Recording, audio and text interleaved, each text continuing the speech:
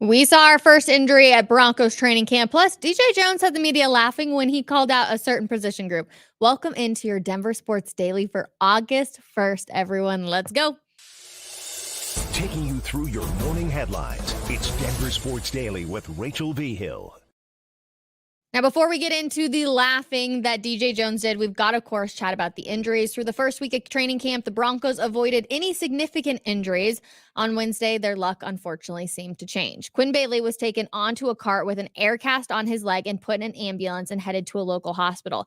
Bailey isn't a starter, but he's listed as the second-string right tackle on the Broncos depth chart, backing up Mike McGlinchey. But he's an important part of the team rotation in the trenches. A season ago, Bailey appeared in all 17 games for Denver. He's a utility player, one who can play multiple positions along the offensive line. It's a huge loss for the Broncos as their first significant injury of the season seems to have occurred. And Sean Payton spoke about the injury after practice yesterday. Take a listen. Looks like he fractured his ankle. That was definitely apparent. And, I'm not sure of the timeline relative to surgery, but that's always tough to see and to be a part of when you're at a practice, and it's one of the sometimes the bitter realities of our game. So he was having a real good camp. Any questions? This is a massive loss for the Broncos just because Quinn Bailey could rotate all along the offensive line and was somebody who had a ton of experience already doing that. We, of course, are sending our sympathies to Quinn Bailey as he will prepare for surgery. Like Sean Payton said, it's an ankle. It looks unfortunate.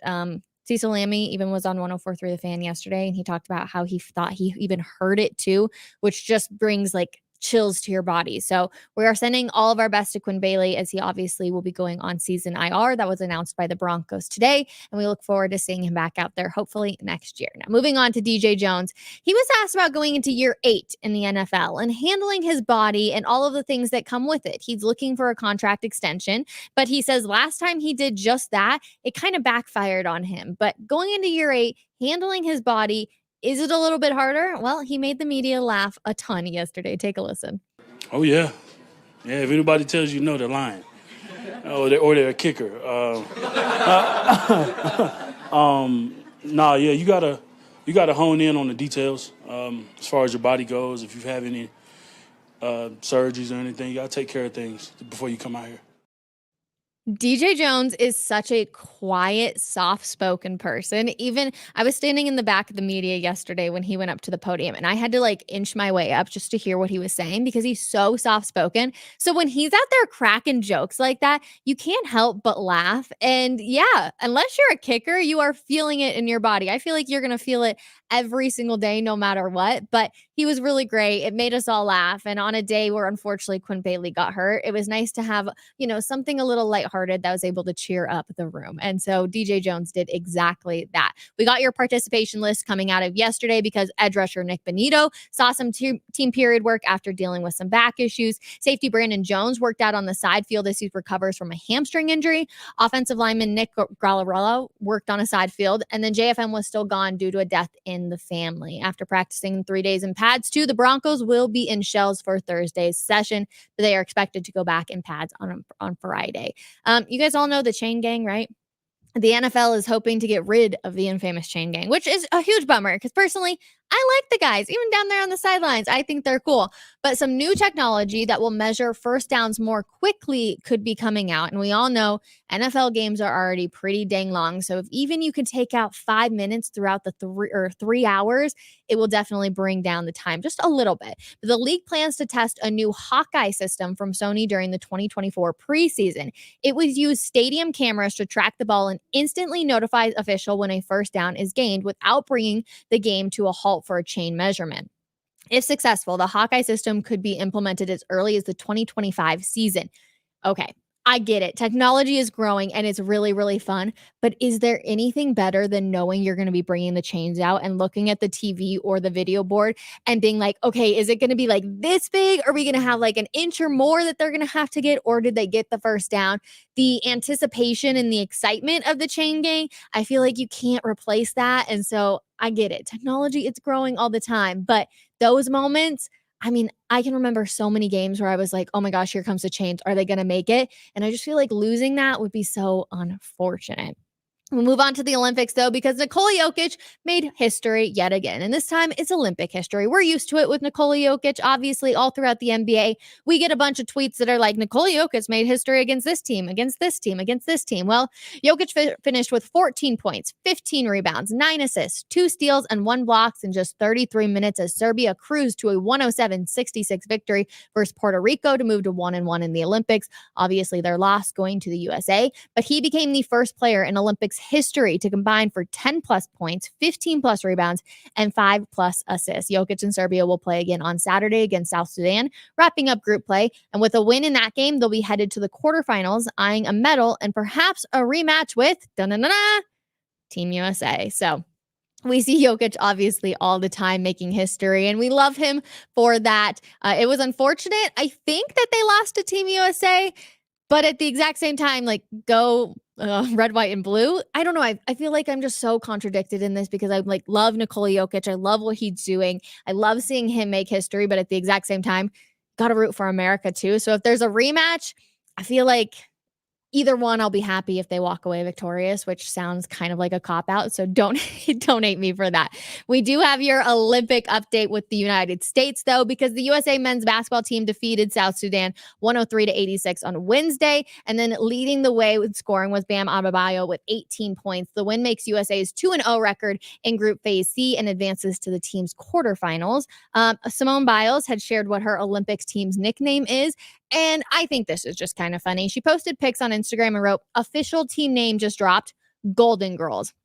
And you might be like, oh, okay, it's because they won gold, of course. And that has a little bit to do with it, but it's also because they are the oldest team America has had since 1952.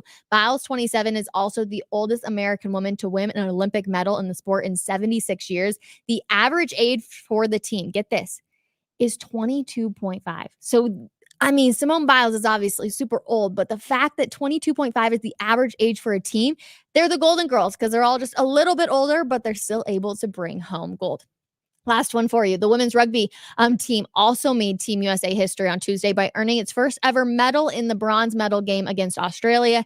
It's the first rugby medal for the U.S. since the men won the gold at the 1924 Olympics, which, fun fact, was also hosted in Paris. So just a little update. And then, of course, we got your medal count for you on this lovely Thursday.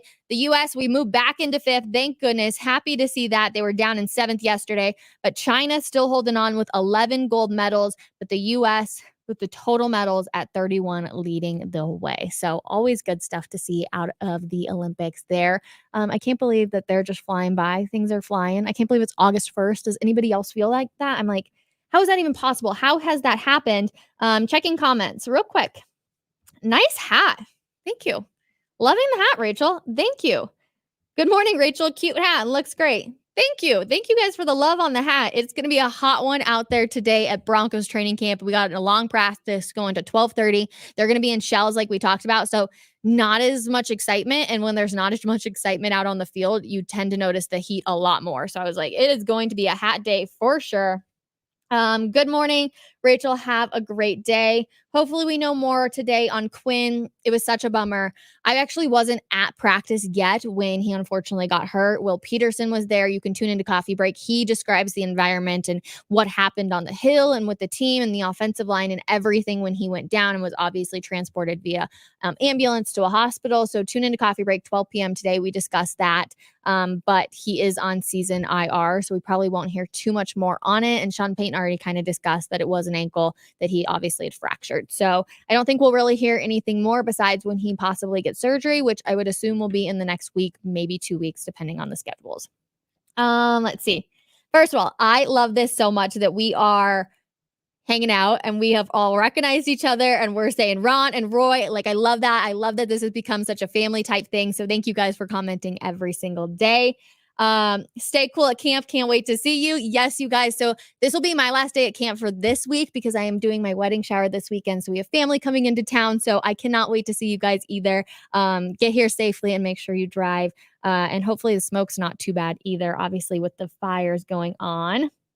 I still want want them, bring out the change. Dude, I'm totally about the change. I feel like there's so much intense environment when it comes with the chains. Seriously, I can remember so many games in particular where I'm staring at the chain gang as they walk out and I'm like, please, please, please, please, please, just let it be an inch over the ball. And I feel like you can't replicate those moments with technology. So I get it because it makes it goes a little bit faster, but I don't know. I feel very twisted and like I don't know what I want when it comes to the chain gang. So let me know how you guys feel. But I'm gonna head out to Broncos practice, a little bit shorter like show today, I guess we should say it. So yeah, that's gonna do it though, you guys. I love you guys so much. Thank you for hanging out with me, and we will see you guys tomorrow morning. Bye, everybody.